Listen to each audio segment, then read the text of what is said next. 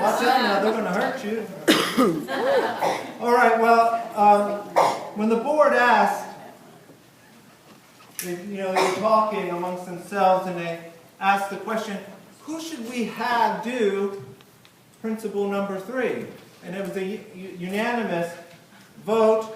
Who has the biggest ego in church?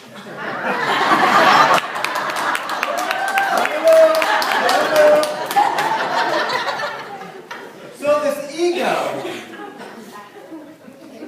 began a long time ago. Now I'm going to tell you the story. I'm going to share a lot about my ego this morning because I am, after all, an expert in it. And I'm hoping that it will help you begin to look at your own ego. So picture it. I'm 8 years old on the playground, doing what 8-year-old boys do, smelling flowers or something. And out of my periphery comes Mrs. Lupton. And she grabs me by my arm. And she scolds me. I can't remember for what. But I knew what my thoughts were afterwards. She's going down.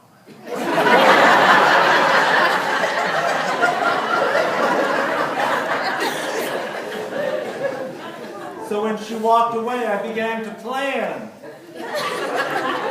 how I was going to take care of business. And so I took my arm and I began to rub it, getting it really red. And I walked my little 8-year-old butt to the principal's office. And I said, Principal, look what she did to me.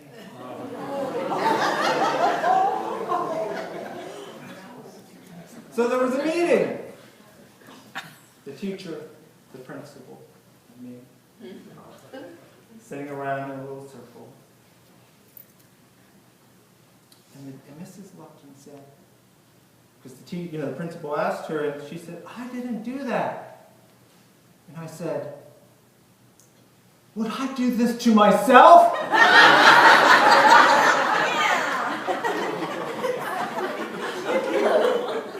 The rest of the year was just smooth sailing. Let it be known. Let it be known.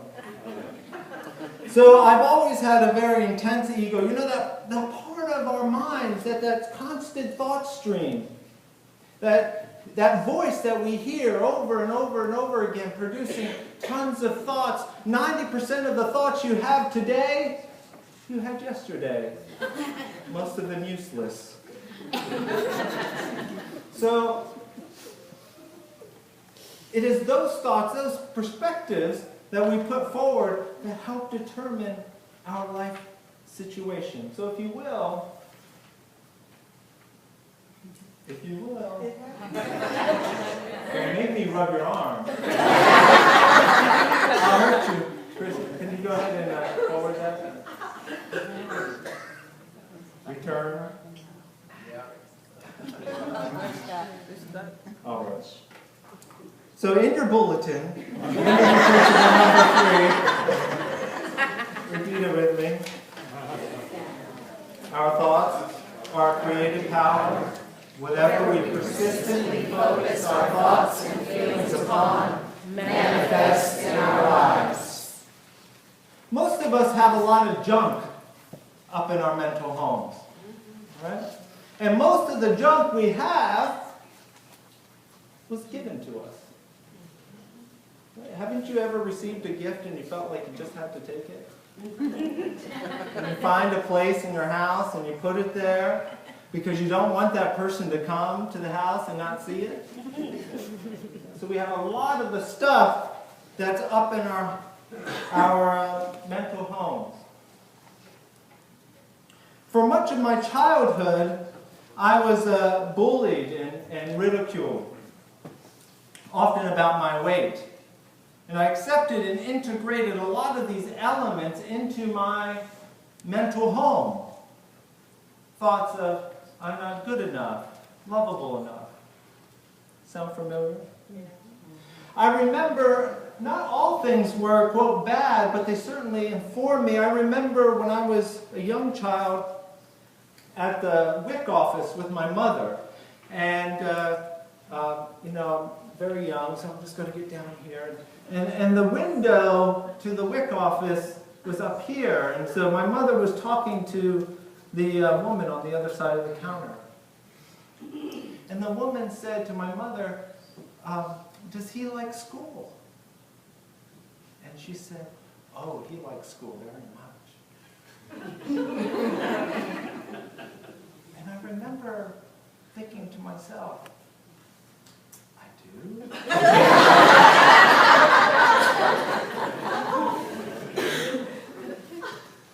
Well, it's my mother saying it, so it must be true. So for all of my life, my intellect is what has been taking center stage, and that has a problem, you know. It's like, I live up here, and I've spent probably the last couple years particularly being in unity of how to drop back down into my body. But at any rate, I accepted a lot of these elements, and I grew to develop an eating disorder. I would binge. Often when I was upset, I would eat, often in secret, you know. And the feeling of food would give me that sense of fullness, that sense of completeness that I felt that I needed. And of course, always it was that friend that was there to comfort me. But in the end, there was always this great shame afterwards, this regret of why can't I just make it through that feeling. So it started when I was a little kid. There, always a snack and just a few inches away. Can't you see what I'm doing there? That was the joke. That was the snack always a few inches away. Note to self, don't repeat joke about picking nose.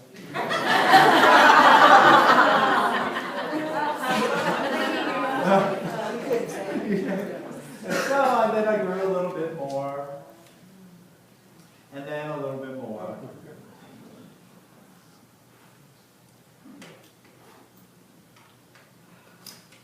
And those thoughts never left me. I remember about this time on the far left, a friend, talking to a friend about wanting to lose weight, and she said, Tom, I think if you lost weight, you wouldn't be funny anymore. And that seared into my mind.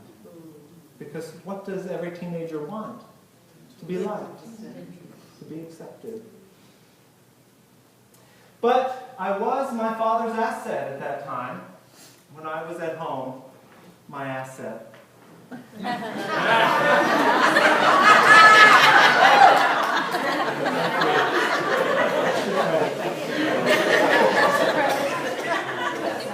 So we're vulnerable to taking on the identities that we accept from others. So much of our identities are what we accept from others. There's this story about a man named Tim. And Tim just bought a new suit, and he takes it into the tailor, and he asks it to be taken in.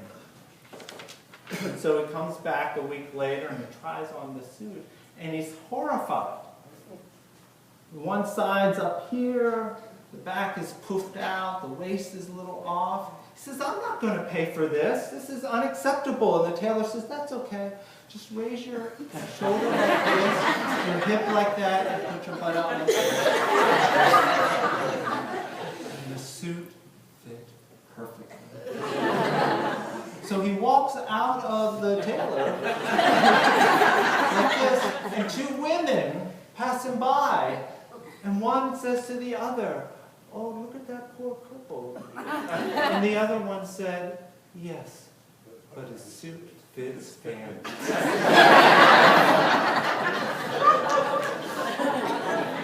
Not only do we live our lives, but we distort ourselves and our lives to fit the thoughts of others. We often, like Tim, manifest our condition to be more acceptable to others by maintaining relationships with others who support our distorted sense of self. All of that gets put into the house, you see, the content of the house. Strangely, but not surprisingly, these same people get very upset if you are clear that the suit no longer fits. No longer fits who God intends for you to be. What are these thoughts but just a story? A story that is weaved and called my life. A story that is inherently incomplete. So let's take a look at your own story. You have a keen sense of those brass fixtures in your house that make up your story. We own the story like we own an ill-fitted suit, and it manifests things in our lives as a result on a daily basis. Yet most of what we call our life is made up of the tiniest of fragments. Let me ask you, just think about what did you do on the 10th day after your 10th birthday? Or the 20th day? Or the 40th day? Or the 300th day? What did you even do moment to moment yesterday? I suspect you don't remember much of it. But what you do remember, those tiny fragments, you weave into a story that you call my life. Much of it is reinforced by these self-limiting thoughts. But whose story is it anyway? While there are a lot of good things in the house, you have Muffy there and Poo-Poo, all of those wonderful elements in the house, we tend to focus on what is wrong. We are left with an interior mental home full of mental structures and brass fixtures that distract us from accessing our Christ consciousness. Many people don't know this, but Jesus was one of the first original interior decorators. I mean, that's to be expected with a name like, "Hey, Juice." That was the original comment. When I came up with that the other night, I was like, clearly God has a sense of humor. God has a sense of humor. Hey, Juice.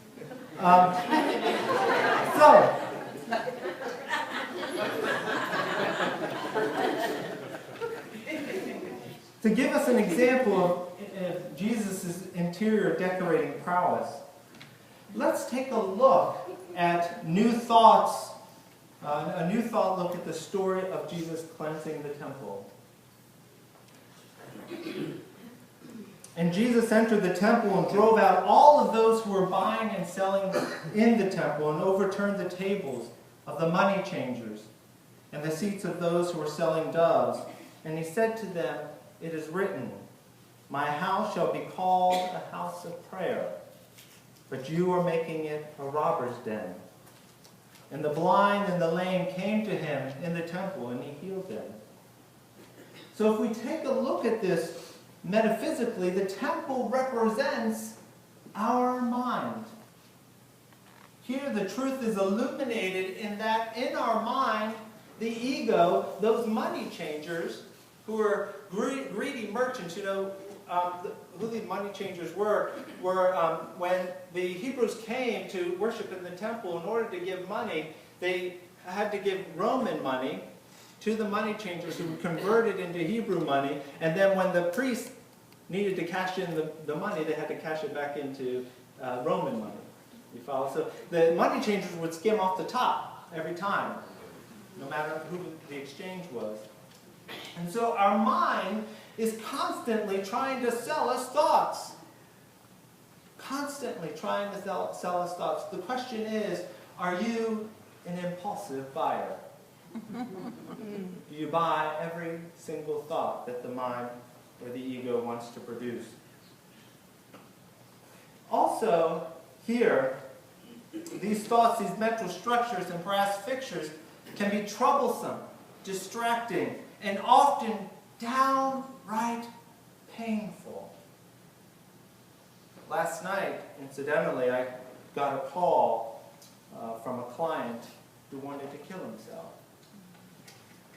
And that thought, I want to kill myself. That my life is so terrible that I need to end this. We believe those thoughts. And they can be incredibly distressing. And we want to push those thoughts away at the same time. Fighting against them, avoiding them, burying them deep, and always burying them alive. And like zombies, they return, eating more of our brains. Jesus also drew our attention at the overturning of those who sell doves. Doves represent the peace of mind. One can't buy peace of mind.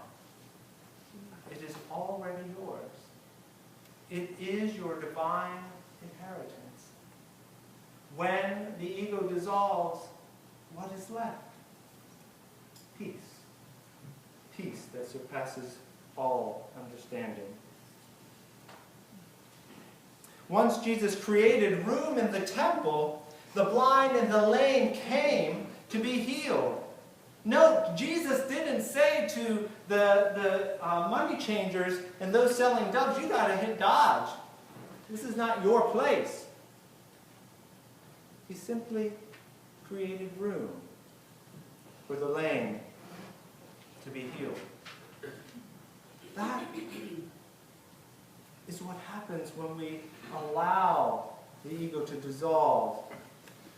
We are able to access that already existing healing potential. It appears that God was able to do all of that and still have those thoughts present. See?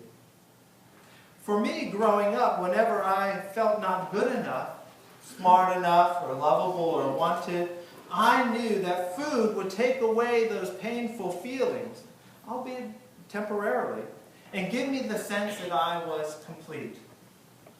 Psychologists call this experiential avoidance. That when we're unwilling to sit with the discomfort that we feel in that moment, we seek some way to relieve that. And often we develop behaviors that are, in the end, unhelpful. Just because we're not willing to sit with the discomfort. In fact, there's a book down in the bookstore that I encourage you. A lot of this presentation is based on, called Get Out of Your Mind and Into Your Life. So if you're interested in ordering that, you can do that through the bookstore. All of these represent rational lies. Rational lies. It's a way that we incorporate this into our mental homes and live out our life. Remember the temptation story? After fasting for 40 days and 40 nights, Jesus was hungry. He was really hungry. And the Bible says Satan came and tempted Jesus. And during that time, during a time that he was most vulnerable. Isn't that true for us, that when we're in our place of our most vulnerability, we're most easily tempted?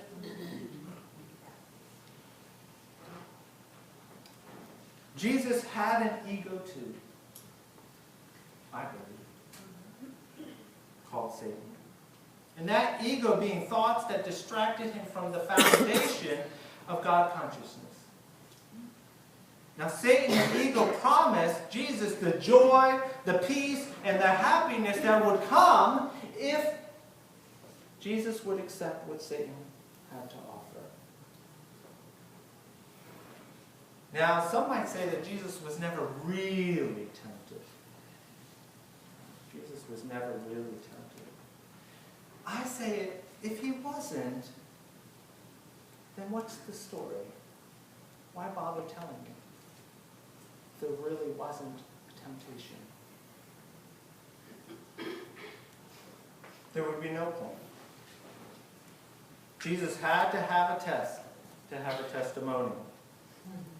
Rather than running away from Satan, he engaged with Satan and slapped him upside the head and stuck with his values.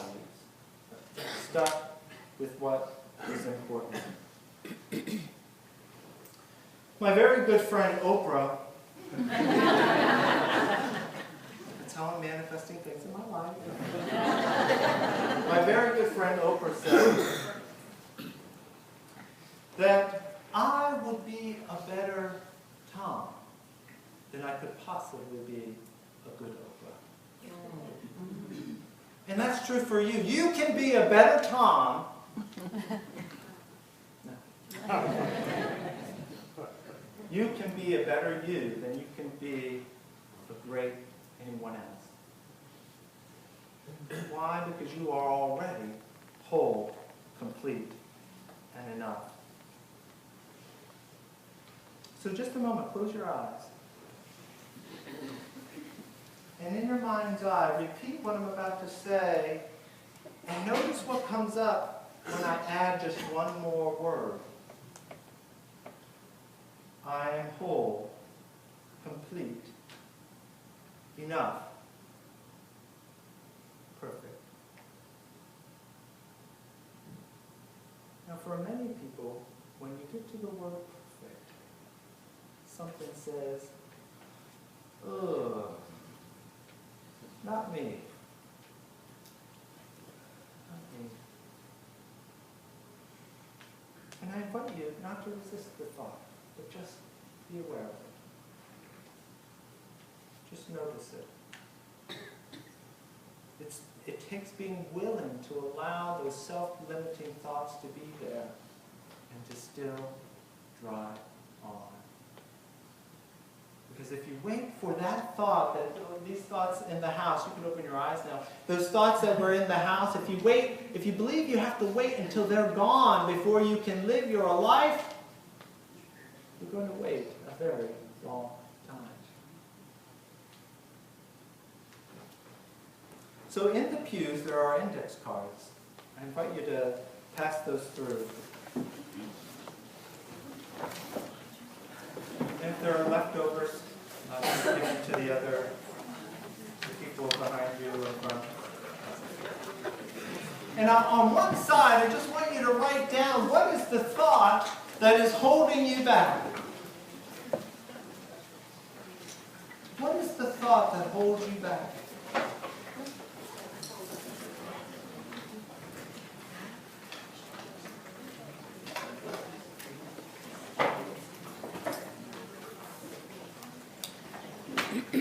What is the thought that seems to hold you back? And when you write that thought on the one side, flip the card over, and on this side, write that which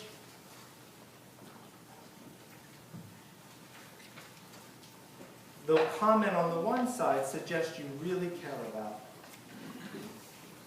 So on the one side is the negative thought, and the other side would be, what does that negative thought really suggest you deeply, deeply care about?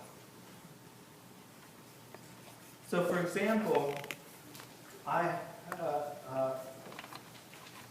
worked with someone who just had an intense concern about practicing perfectly every time. And he developed an anxiety attack because he wanted to practice perfectly every time. I must be perfect. And what was the value on the other side that pointed to? Was that I want to exceed as a musician. I want to be an excellent player. For a lot of us, we believe that we have to throw away the negative talk before we can have the goal or the value. But if you throw away the negative thought, you have to throw away the value. It's all on the same card. To get rid of pain, in essence, you have to also get rid of caring. That to live a value-laden life is to live a life in which one experiences pain. And what you deeply care about. So Paul invited his entire neighborhood to a house party. And all the invitations said, all are welcome. And Paul was enjoying his house party. A lot of company was coming over. And then the doorbell rang. And so he goes to the door and he opens it up, and there is Donald. One of the most reviled neighbors in the community. And so immediately Paul put his foot in front of the door, and Donald was trying to get through, and Donald said, but hey, you said all were invited. So Paul acquiesced, and Donald came in, and Paul just couldn't enjoy the party. He was just following Donald around everywhere, and just making sure that Donald didn't screw anything up or embarrass himself or other people. All the while, Paul couldn't enjoy the party. Instead, Paul had another option. He could let Donald in. He could just enjoy the party with the company. He could just notice Donald. Yes, it would still be uncomfortable. And he could enjoy the party. The both. Again, rational lies. Paul bought the thoughts, and his mind was telling him, I can't let Donald in. He'll ruin everything. I'll be the laughing stock. I shouldn't have sent those invitations. I never guessed he would come. I'm so careless. I'm an idiot. Sound familiar? All rational lies. You see, living a value-laden life is to choose to live in a life in which pain is a part. In which pain is a part. You know, Christ, before his crucifixion, you'll recall, warned his disciples what was to come, that he would be killed. And in horror, Peter protested, saying, God forbid it, Lord. And Christ rebuked Peter and said one of my favorite quotes that my grandmother repeated, get behind me, Satan. Get behind me, Satan. What is that pointing to? But that what is important has to be first. That the ego can subside. It can be there. It can be noticed. But going forward, living a value-laden life. Jesus knew that what was coming was still going to be painful. But I don't believe Jesus suffered. Suffering is the story that we tell ourselves about the pain. It comes in the form of, this isn't fair, this isn't right, I shouldn't have to bear this. And the greater the distance between our values and our behaviors, the more suffering we experience. Again, this is how we manifest, our thoughts manifest in our lives. We tell ourselves that things aren't the way they're supposed to be. We get more of the things that aren't the way they're supposed to be. If we do not tell ourselves the story and stay in the moment with acceptance, our perspective changes and leads to the manifestation of our desires. That value that you wrote on the other side of the card, I believe that is also God's desire for you. That value is so richly embedded that is God's desire for you. That, in my opinion, is the law of attraction. That when you make a choice that positions you in the direction of your values. I stand firmly that this is what I am pursuing in life, and it's consistent with who I am, what I want to be. That's not always a painless process, but it does not have to be one in which you suffer. In essence, it's the difference between running away from pain and discomfort versus running towards healing and prosperity. So I thank you for allowing me to come into your mental homes. You've examined the mental structures and brass fixtures, upgraded those elements to align more with your values and God's desire for you. But before we light the fire and settle in, I close by the words of an animal activist and a great American prophet.